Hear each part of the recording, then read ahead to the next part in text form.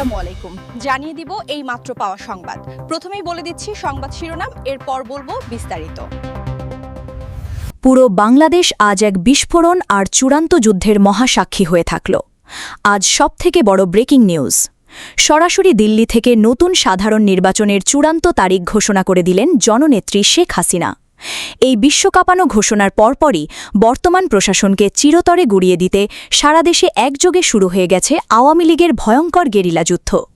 কেন হঠাৎ তাসের ঘরের মতো ধসে পড়ল দেশের সব প্রশাসনিক নিরাপত্তা বলয়, আর শেখ হাসিনার এই মরণ কামড় মিশনের আসল রোমহর্ষক সত্য জানতে ভিডিওটি 1 সেকেন্ডও না টেনে সম্পূর্ণ শেষ পর্যন্ত দেখুন। আরও জানাব, রাজনৈতিক পরিচয় নয়, এবার শুধু যোগ্যতা ও মেধার ভিত্তিতেই নিয়োগ দেওয়া হবে। নতুন পরিকল্পনা নিয়ে যা জানালেন আমির খসরু। এতক্ষণ শুনছিলেন শিরোনাম, এখন বলবো বিস্তারিত। তাই ভিডিওটিতে একটি লাইক দিয়ে চ্যানেলটা সাবস্ক্রাইব করে সম্পূর্ণ ভিডিওটা মনোযোগ দিয়ে দেখতে থাকুন। বাংলাদেশের রাষ্ট্র ক্ষমতা, রাজপথ এবং আন্তর্জাতিক ভূ রাজনীতিতে আজ এমন এক নজিরবিহীন মহাপ্রলয় শুরু হয়েছে যা পুরো বিশ্বের নীতি নির্ধারকদের রাতের ঘুম কেড়ে নিয়েছে। আমাদের হাতে আসা অত্যন্ত নির্ভরযোগ্য এবং উচ্চ পর্যায়ের আন্তর্জাতিক সূত্র সরাসরি নিশ্চিত করেছে যে দীর্ঘ নিস্তব্ধতা ভেঙে আজ সরাসরি নতুন সাধারণ নির্বাচনের চূড়ান্ত ঘোষণা দিয়েছেন জননেত্রী শেখ হাসিনা।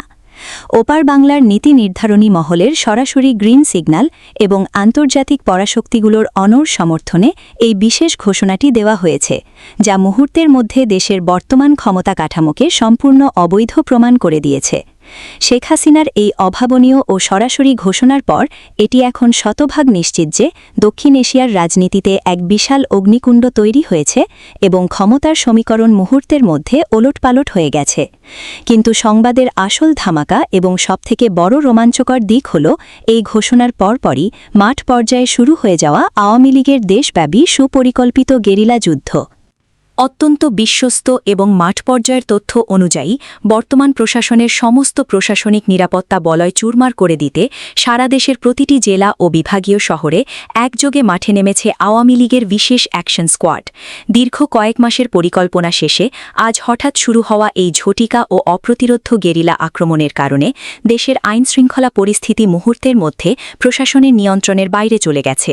ঢাকার গুরুত্বপূর্ণ প্রবেশপথ থেকে শুরু করে কৌশলগত পয়েন্টগুলোতে এখন এই বিশেষ বাহিনীর একচ্ছত্র আধিপত্য দেখা যাচ্ছে।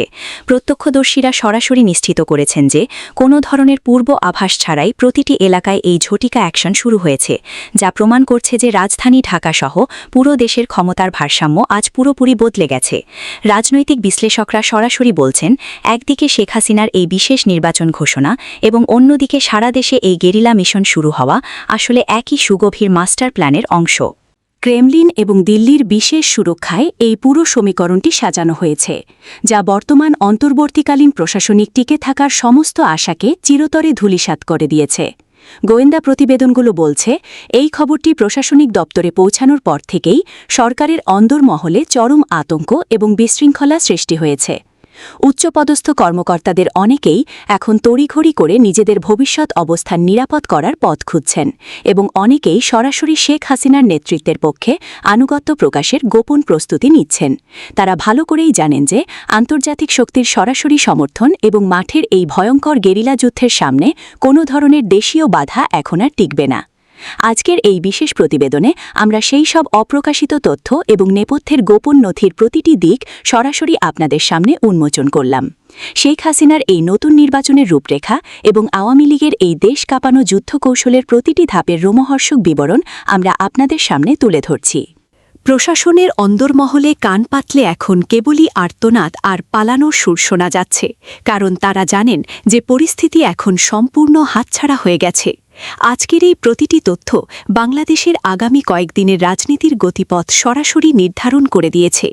ব্রেকিং নিউজের প্রতিটি আপডেট সবার আগে পেতে আমাদের সাথেই থাকুন এবং এই ভিডিওটি এখনই শেয়ার করে দেশবাসীকে এই ঐতিহাসিক ও ধ্রুব সত্যগুলো জানার সুযোগ করে দিন।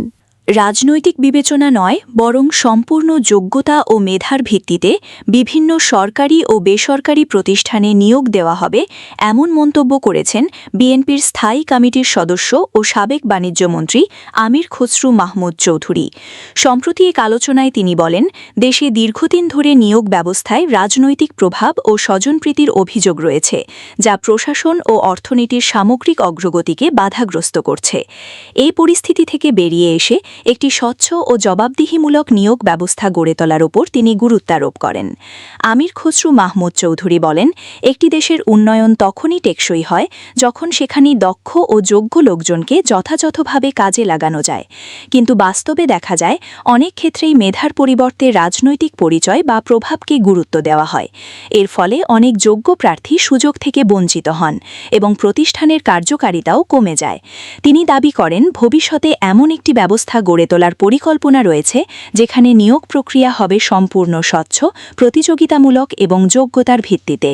তিনি আরও বলেন, শুধু সরকারি চাকরি নয়, বেসরকারি খাতেও মেধাভিত্তিক নিয়োগ সংস্কৃতি গড়ে তোলা জরুরি, কারণ দেশের সামগ্রিক অর্থনৈতিক প্রবৃদ্ধি নির্ভর করে দক্ষ মানব সম্পদের ওপর।